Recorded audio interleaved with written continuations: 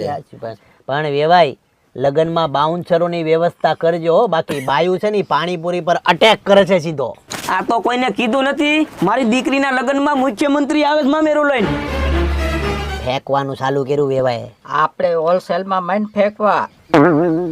લાલા ઓલું આપણા લગ્નમાં કોણ આવે છે એ કેતો જરા. ઈ અમારા ભત્રીજાના લગ્નમાં અમારે ઇન્ડિયન ક્રિકેટ ટીમ આખી આવે છે બોલો. અને કોહલીને પાછું હું ખાવું કાકા? એને મોહનથાળ ખાવો. ઈ કેવો પાછો? એ ઓછા ઘી વાળો. ઓછા ઘી વાળો? હા. અરે પણ ઈ પછી ઓછા ઘી વાળો એને ખવડાવવો પડતો તો પછી મારે ધોનીને હું ખવડાવું? એને પાછું જામ ખમણિયા ઘીમાં જોઈ.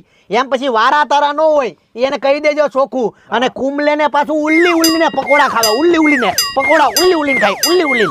એ તો બધું થઈ જાય, પણ તમે સમજો વેવાય મારી વાત સાંભળો. ઇન્ડિયન ક્રિકેટ ટીમની રહેવાની વ્યવસ્થા જોરદાર કરવી પડશે, નકર ઈ જો રિહાઈ ગયા ને તો બેટ ટર્મ લઈને ફરી વળશે બધા પર.